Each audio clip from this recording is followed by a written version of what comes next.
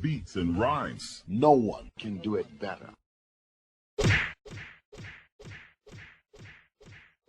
Kubrat Pulev has been ordered by the WBA to defend that WBA heavyweight title, the one below the one Alexander Usyk has, which they promised to delete at least 6 or 7 years ago, and they haven't done so, against Fabio Wardley. You'd have to imagine that Fabio will eventually crack the considerably older Kubrat Pulev and put him away. But I think Pulev will give him some issues. He's arguably Fabio's toughest and best opponent. Better resume than Frazer Clarke. He's proved himself in tougher situations than Frazer Clarke has, aside from the first Fabio Wardley fight for Frazer. Best jabber that Fabio's faced. He's got that awkward, herky-jerky upper body movement, and he lets his hands go. Throws a good one too. We've seen Fabio's nose get split open by the likes of Nathan Gorman and Frazer Clarke. It's since been surgically repaired, but he'll have to be on his game and not be lazy with that backhand, blocking that jab, because one thing about Pulev, he will throw the jab consistently. I like the fight. I won't be calling Fabio a world champion if he wins, but I do like the fight. Not much details other than the WBA have ordered the fight. You would have thought Frank Warren would want to secure hometown advantage for Fabio, and more than likely will DAZN will surely give him the bag to make sure they can even put it in Portman Road, which is where Ipswich Town play. Fabio supports them. It'll be a big night for Fab. But then again, Pulev is very popular in Bulgaria. If it goes to a purse bid, it might shock everybody. The 13-year gap between them, though, it's got to be a concern for Pulev. Will he even take the fight? Does he really want to fight a puncher like Fabio at that age? Especially after what the world saw Fabio do to Frazer Clarke last time out. Considering Fabio's lack of an amateur background, and he's not in contention to fight either Dubois or Usyk, this is a perfectly good fight for him at this stage here. Good learning fight. Get himself a stepping stone belt. He's a huge favourite to win by stoppage, a huge favourite. But don't sleep on this perhaps being a very tough fight. Boxing Beats and rhymes. no one can do it better. I want to credit Max Boxing for doing this article on Carson Jones. I spoke to Carson Jones shortly after the first Kell Brook fight, which was an absolute classic. I mean, we're talking 13 years ago at the Sheffield Arena. Carson lost a majority decision to Kell Brook. Brook was running away with it early stages, boxing beautifully. Then Carson turned it up, a head and body attack, busted Kell's nose, and Kell barely got through the 12-rounder. What a fight that was. So he passed away at 38 years of age. He was having a procedure to remove part of his esophagus.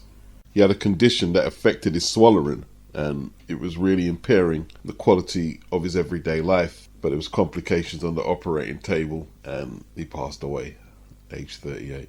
A 66-fight veteran, 19-year career, turned pro in 2004 in Oklahoma. 44 wins, 16 losses, 3 draws, 32 inside the distance. Yeah, 38 is young to pass away. It is young. The second fight with Kell Brook was at 151, which suited Brook a lot more. There was no resemblance to the first fight, and Kell stopped him in 8 rounds. The stoppage was a little premature to me. Carson protested, he wasn't happy about it. Then he came back to the UK in 2015 and stopped Brian Rose in a round in Rose's hometown of Blackpool. They had a rematch 6 months later, and Rose won a 12-rounder. I meant to pay my respects a little earlier, but I've got round to doing it, and I did it. Rest in peace. He's a value for money fighter. Gave it his all. That first fight with Kell Brook changed Kell's career for the better. Changed his diet, his training regime. Came back looking more shredded, and that basically was the catalyst to getting ready to take on Sean Porter to get the IBF title. Carson, he came back to the UK. He upset a Matchroom prospect at Wembley Arena, stopped him in 6, and he also had a good fight with Ted Cheeseman, tough 10-rounder. R.I.P. Carson Jones. Boxing Beats and rhymes. no one can do it better. I wish Joe Gallagher the best in his chemotherapy. He's got stage 4 bowel and liver cancer. And that goes for anyone else who's dealing with cancer or family members dealing with it. I wish you the best on it. I really do. Because I know what you're going through. But Joe's condition hadn't stopped him from making a total nuisance of himself as per usual. On Wednesday, he was banging on about Lauren Price not turning up to the face-off, leaving Joe and Natasha Jonas hanging. And he was clearly trying to get under Lauren's skin, you know what I mean? Like, by all accounts, Lauren had a legitimate reason why she didn't turn up. And then the weigh-in on Thursday, Joe was demanding a calibration certificate for the scales, throwing his hands up, looking like he's about to pull the fight anytime. And you have to wonder, like, is he a bigger distraction for the fighter that he's supposed to be looking after, or the opponent? They got on the scales and they both made weight comfortably. 10-year age gap between the two ladies. Lauren Price 30, Natasha Jonas 40. I would argue Lauren Price is maybe half an inch taller than Natasha, but she's listed as 5'5.5". Tasha's listed as 5'8". I don't know who does the heights for BoxRec. They're always incorrect when you see the fighters going face to face. From what I'm seeing, a lot of people are picking Lauren Price to give Natasha the hands in this welterweight unification. I'm not so sure. I think Lauren is the favourite, don't get me wrong, and she should come through with a W. But I'm not writing Natasha Jonas off, I'm not. Make no mistake, this is Lauren Price's toughest fight as a pro. I believe it's going to be a controversial one on the scorecards. That's what I believe. Natasha, through the whole build-up, has looked very unfazed. She looks relaxed. I've seen it all before. What? With Lauren, is Joe Gallagher perhaps getting to her? Or is she just super focused, just super tied into what she's got to do? She seems a bit agitated, I would say. Maybe she just wants to put hands on Natasha. But she better not go in there tight. If she goes in there tight, she's not going to beat Natasha tomorrow. I tell you that now. I'm looking forward to seeing that one. Lauren Price, controversial, points win? We'll see. It could potentially cost Chris Eubank Jr. $500,000. £387,177 in British money. For every pound, he comes in over the rehydration weight of 170 for his contest with Benn. Big number. Yeah. I'm not a fan of clickbait, but that's what Seconds Out are doing here. This was negotiated and contested very early in the morning. I'm not going to give it exactly what it is, but very early in the morning. Let's deal with Seconds Out. Your title is Chris Eubank Jr. Rehydration Time Revealed. And then you play the video, and Benn is saying he's not going to give exactly how early in the morning Chris will have to get up and make the rehydration weight. Why are you doing that? Are you that desperate for the views? We all assume that the rehydration weigh-in is going to be early in the morning. That's how it's done in IBF title fights, right? But people are watching the video to see the exact time. And Benn looks like he's getting his excuses in early. And look, Chris Eubank has never used violent tactics in press conferences to get one up on his opponent. And I believe he feels he needs this. Maybe because of the rivalry that his dad and Conor's dad had. There's pressure there. He's only one fight removed from getting starched out by Liam Smith. Not starched out. He was stopped. He's only one fight removed from that. He's been inactive. He's not training as hard, reportedly, as he's supposed to, since he got rid of his dad. He likes the poker table. So now he's having to really push himself in training. And then he's got this rehydration clause. And Benn is making all types of excuses for something that he and Chris signed up for. You signed up for the rehydration clause so you could be the A side and get the bigger side of the split. I don't see what the big deal is. Everyone keeps crying that Conor Benn is not coming up for 147. His last two fights were at 154. Yeah, that is true. That is bullshit. He's not coming up from 147. He's coming up from 154. Yo, there's no excuses either way. This is a grudge match. It's not a world title fight. If these guys wanted to take world title fights, you would have to abide by the weight-making conditions with the sanctioning bodies you're fighting for these world titles for, but they've opted not to. This is a non-title fight. Whatever you wanted in the contract, you should have negotiated and you should be satisfied with. Both Conor and both Chris. I don't want to hear all these excuses from Benn now. it doesn't matter. It still shouldn't be happening. Going to disrupt his sleep as well. You imagine you're boxing at 10 p.m. at night. The last thing you want to be doing is getting up very in the morning, dehydrating yourself during the night before that you're fighting. Doesn't make sense to me. Maybe the board will look at it. I don't know. It doesn't make sense to me. So when you say it was contested, the argument maybe from the other side was that they wanted it later than it was to be in the morning, right? They want it to have as much impact on the fight as possible. However, in fairness, they understand that it can't be dangerous. It will be early in the morning. Possibly will disrupt his sleep. But anyway, it is what it is. It's part of. Of course, Conor and Eddie Hearn want it to impact him as much as possible. What's the point of having it in there and giving up money in the negotiations if you don't want it to impact on Chris as much as possible? Stating the obvious or what? And yes, it's going to disrupt his sleep, but it's better it disrupt his sleep than they have the rehydration weigh-in at 7 p.m. in the evening. The earlier, the better. Go to sleep earlier than what you usually would do on the day before the fight. But there's no excuses here. I had Chris a big favourite in 2022, I did.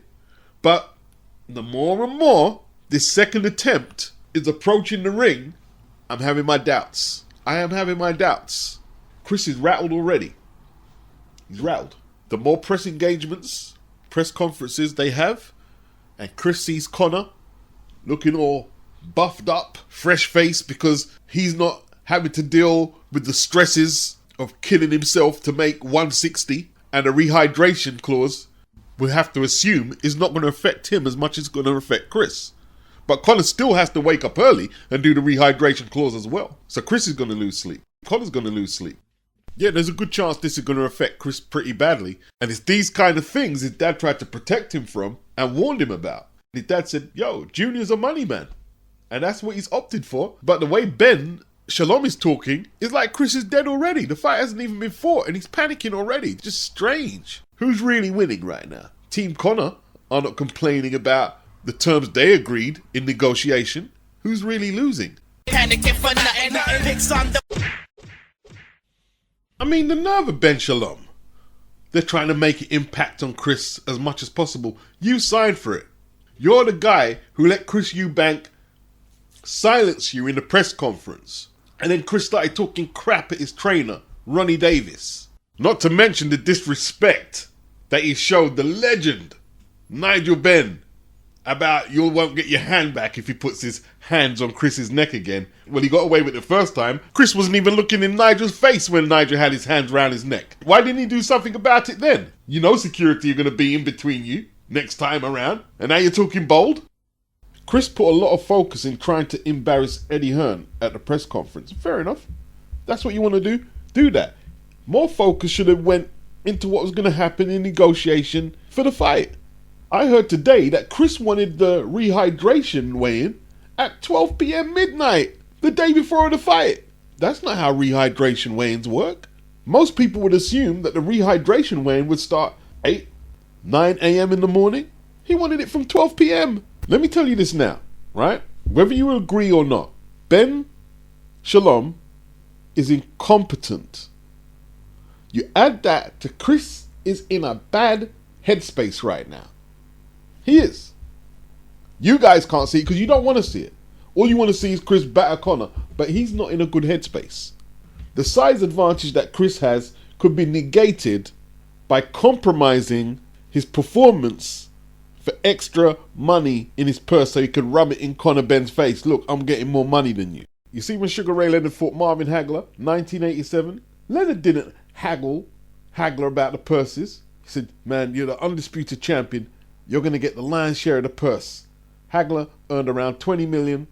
Leonard earned around 12 million. You know what Leonard demanded? He demanded this huge ring. That's what he demanded. And Hagler, feeling he got one over on Leonard, yo, look, I'm getting more money than you, Ray. Who's the star now? Yeah, and then 12 rounds later, his titles were gone. He could have also, Hagler, negotiated for the fight to be 15 rounds. He didn't do that. How long was Ray out in the ring? 3, 4 years? And he was holding on in the 12th, Ray. Holding on. Because Hagler was coming on. A lot of mistakes made. Ego. I tell you what, you see Eddie Hearn? He walked away from that negotiating table. Yes! Because he's promoted fighters who've been in world title fights where these margins on the scales are crucial. Benn ain't been there. Hey, listen, if Eubank wins this fight easy, you can come back and you can shred this video to bits. Not a problem. But the warning signs are becoming very visible. His dad has been speaking about the weight for the last 2 years, and you still signed up for the rehydration clause. Just like Bill and his son, Devin, stupidly took the money for the financial penalties Ryan Garcia incurred for coming over the weight for their fight, and look what happened to him. Obviously, there's the PEDs that Ryan Garcia took as well. But Chris has been warned. How old is he now? 35, 34? He's been warned. His dad warned him. Don't be a victim if you don't have to be. Dave Allen, 32 years of age, has a record of 23 wins, 18 inside the distance, 7 losses and 2 draws. A proud Yorkshireman from the north of England takes on Johnny Fisher, 26 years of age, 13-0, 11 inside the distance, no losses, no draws. From Romford, London, United Kingdom. They last fought to a controversial draw on the 21st of December 2024 on the undercard of Alexander Usyk versus Tyson Fury 2. On May the 17th at the Copper Box in Hackney, in front of what will be a sold-out crowd, we have the rematch. A must-win for Johnny Fisher if he's to progress any further in his career. He held on to his undefeated record by the skin of his teeth last time out. Now, BoxRec have a question mark on how much rounds the fight would be scheduled for.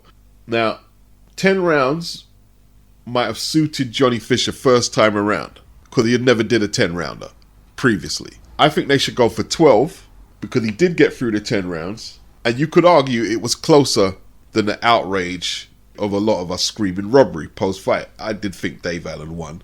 But Dave, not really a strict gym rat in comparison to his peers in the pro game. And Johnny did look a lot better in the 10th round than, let's say, the previous 6 or 5 where he was flawed and was catching a bit of a beating.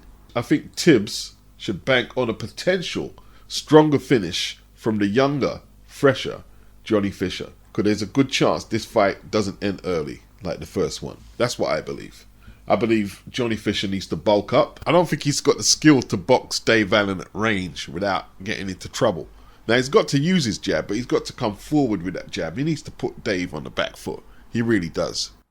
He doesn't know how to snap his jab or throw a really stiff, hard jab. He just pushes it out there. That's what I saw last time out.